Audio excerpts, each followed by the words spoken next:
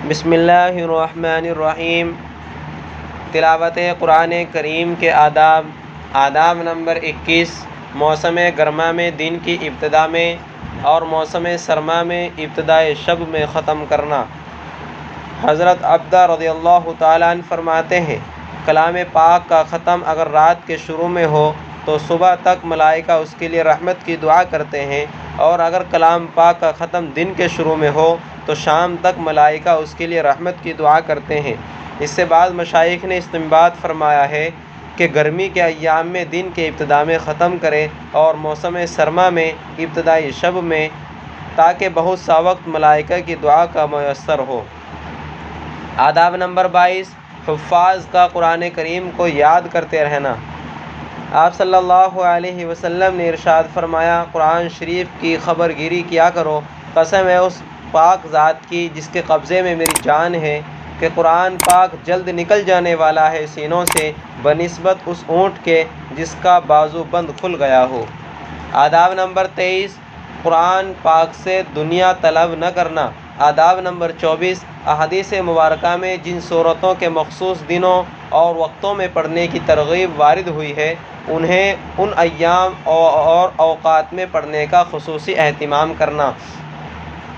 آپ صلی اللہ علیہ وسلم نے ارشاد فرمایا، اس ذات کی قسم جس کے قبضے میں میری جان ہے، سورہ فاتحہ کے مانند کوئی صورت نہیں اتاری گئی، نہ تورات میں، نہ انجیل میں، نہ زبور میں، اور نہ ہی قرآن میں، اور بے شک سورہ فاتحہ بار بار دہرائے جانے والی قرآن کی 7 آیتیں ہیں، اور قرآن عظیم اللہ کی وہ کتاب ہے جو مجھے خصوصی عطا کی گئی ہے۔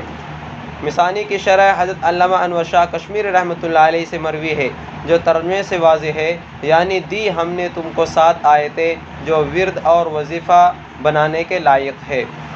آپ صلی اللہ علیہ وسلم نے ارشاد فرمایا، جو شخص سورہ بقرہ کی آخری 2 آیتیں پڑھ لے تو اس کے لیے فی قول قیام اللیل کی طرف سے وفی قول جن و شیاطین سے حفاظت کے لیے کافی ہے۔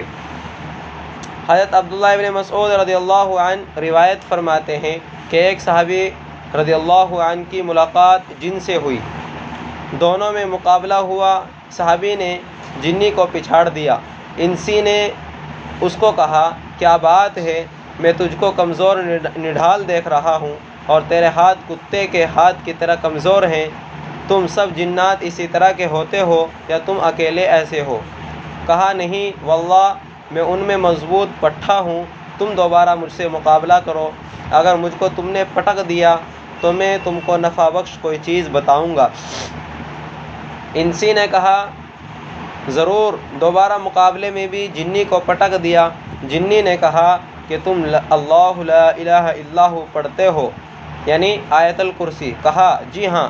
جنی نے کہا، جس گھر میں اس کو پڑھو گے وہاں سے شیطان نکل بھاگے گا اور گدھے کی طرح غوز مارتا ہوگا، پھر صبح تک اس گھر میں داخل نہیں ہوگا۔ آپ صلی اللہ علیہ وسلم نے ارشاد فرمایا، قیامت کے دن قرآن کریم اور اس کے پڑھنے والے آئیں گے جو دنیا میں اس پر عمل کرتے تھے، اور ان میں پیش پیش سورۃ البقرہ اور سورہ آل عمران ہوگی۔ آپ صلی اللہ علیہ وسلم نے ارشاد فرمایا، جو شخص سورہ کہف کی ابتدائی 3 آیتیں پڑھے گا وہ دجال کے فتنے سے محفوظ رکھا جائے گا۔ آپ صلی اللہ علیہ وسلم نے ارشاد فرمایا، بے شک ہر چیز کا دل ہوتا ہے اور قرآن پاک کا دل یاسین شریف ہے، اور جو شخص یاسین شریف پڑھے گا اللہ سبحانہ و تعالیٰ اس کے پڑھنے پر اس کے لیے 10 مرتبہ قرآن شریف پڑھنے کا ثواب لکھیں گے۔ آپ صلی اللہ علیہ وسلم نے ارشاد فرمایا، جو شخص کسی بھی رات سورہ حامیم الدخان پڑھتا ہے تو صبح تک اس کے لیے 70,000 فرشتے استغفار کرتے ہیں۔ حضرت خالد بن معدان رضی اللہ تعالیٰ عنہ فرماتے ہیں، الف لام میم تنزیل اپنے پڑھنے والے کی حمایت میں قبر میں فرشتوں سے لڑے گی، وہ کہے گی، الہی اگر میں تیری کتاب میں شامل ہوں تو میری شفاعت اس شخص کے بارے میں قبول فرما، اور اگر میں تیری کتاب میں شامل نہیں ہوں تو اس میں سے مجھ کو مٹا دے، اور وہ صورت پرند کی طرح اپنے پر اس شخص پر پھیلا دے گی، چنانچہ بالآخر شفاعت کر کے اس کو عذاب قبر سے نجات دلا دے گی۔ سورۃ تبارک الذی کے بارے میں بھی اسی طرح کی شفاعت کرنا مروی ہے۔ راوی حدیث حضرت خالد بن معدان رضی اللہ عنہ ان 2 کو پڑھے بغیر سوتے نہ تھے۔